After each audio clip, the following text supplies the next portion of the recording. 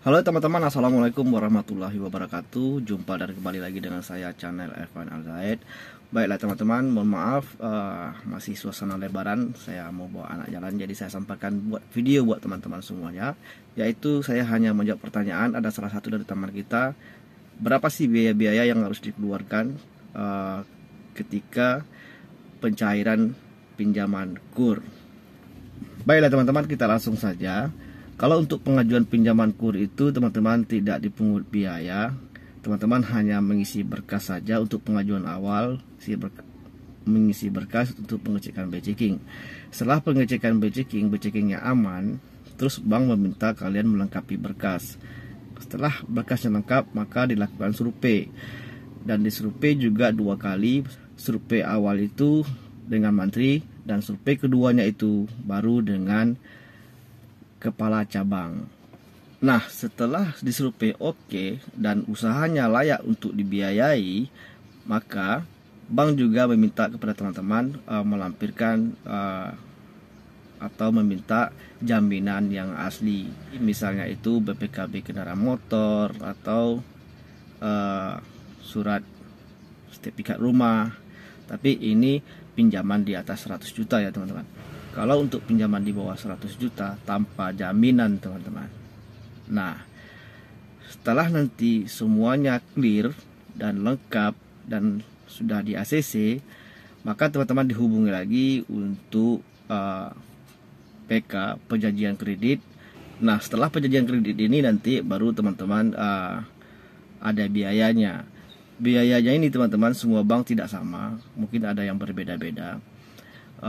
Seperti di Bank Mandiri misalnya, kalau untuk pinjaman di atas 50 juta itu biaya administrasinya itu 500.000 teman-teman, biaya administrasinya, dan biaya provisinya 450.000. Nah, jika teman-teman belum memiliki rekening dan ada tambahan lagi 50.000 untuk membuka rekening baru. Jadi totalnya 1 juta teman-teman untuk pinjaman di atas 50 juta. Tapi ada juga bank untuk pinjaman di bawah 50 juta tidak dikenakan biaya admin, tapi tetap ada biaya provisi. Nah, tapi biaya-biaya ini teman-teman bukan dipotong dari pencairan. Sebelum pencairan tadi teman-teman diminta sama orang bank disetorkan dulu ke rekening khusus untuk biaya administrasi dan provisinya tadi. Setelah itu dibayarkan dan disetorkan dan buka rekening 50.000, baru teman-teman tanda tangan perjanjian kredit. Nah, setelah tanda tangan nanti dan sudah pencairan dan sudah cair, jadi tidak ada pemotongan lagi karena teman-teman sudah membayar dari awal. Jadi dibayar di awal dulu teman-teman. Nah, di saat pencairan itu tidak ada pemotongan lagi, tapi hanya ada dana blokiran 1 kali angsuran teman-teman. Misalnya angsuran teman-teman per bulannya itu 1 juta, maka diblokir 1 juta untuk 1 kali angsuran. Dan blokiran 1 kali angsuran ini biasanya digunakan untuk angsuran terakhir. Dan bisa juga misalnya teman-teman dalam keadaan darurat dan tidak ada dana, misalnya bermasalah dengan keuangan teman-teman juga bisa menggunakan dana blokiran ini untuk membayar angsurannya. Tapi teman-teman tetap konfirmasi ke bank bahwa teman-teman untuk menggunakan dana blokiran tersebut. Nah, jadi itu teman-teman biaya yang dikeluarkan di saat pencairan pinjaman KUR. Bukan dipotong dari pinjaman yang cair, tapi teman-teman membayarkannya itu di awal. Dibayar dulu biaya-biaya itu, baru nanti pencairan. Dan pencairan itu nanti biasanya hanya pemotongan angsuran pertama. Nah, kalau pinjaman di atas 100 juta teman-teman, itu kan pakai jaminan. Nah, kalau pakai jaminan ini kan diikat dengan hak tanggung notaris.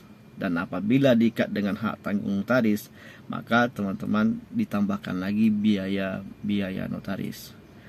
Nah, kalau untuk biaya notaris ini teman-teman itu tidak sama di setiap daerah. Di setiap daerah itu biasanya berbeda-beda biaya notaris. Misalnya mungkin di tempat saya ini di Kepulauan Riau, di Tanjung Pinang, biasanya itu biaya notaris itu paling besar itu 600.000. 600.000, ada yang 500.000, bahkan paling besar itu 1 jutaan lah, nggak sampai 1 juta lah, di bawah 1 juta lah pokoknya biaya notaris untuk daerah saya ini. Tapi nggak tahu kalau di daerah-daerah lain itu biaya notaris berbeda-beda, tidak sama teman-teman. Itu kalau pinjaman di atas 100 juta yang diikat dengan hak tanggung notaris. Tapi jika pinjaman di bawah 100 juta yang nggak diikat dengan hak tanggung notaris, maka biaya-biayanya yang seperti saya sampaikan tadi, biaya admin 500.000, biaya provisi 450.000. Itu teman-teman kalau seandainya teman-teman pencairan pinjaman kur. Nah, baiklah teman-teman, cuma itu saja yang bisa saya sampaikan di konten kali ini. Semoga bermanfaat. Jika bermanfaat, jangan lupa teman-teman selalu dukung channel saya ini dengan memberikan like dan subscribe-nya, dan diaktifkan juga lonceng notifikasinya teman-teman. Dan bila perlu teman-teman share kepada teman-teman kita yang lain, biar kita saling berbagi informasi. Nah, baiklah teman-teman, sampai jumpa di konten saya selanjutnya. Terima kasih. Wassalamualaikum warahmatullahi wabarakatuh. Bye bye teman-teman.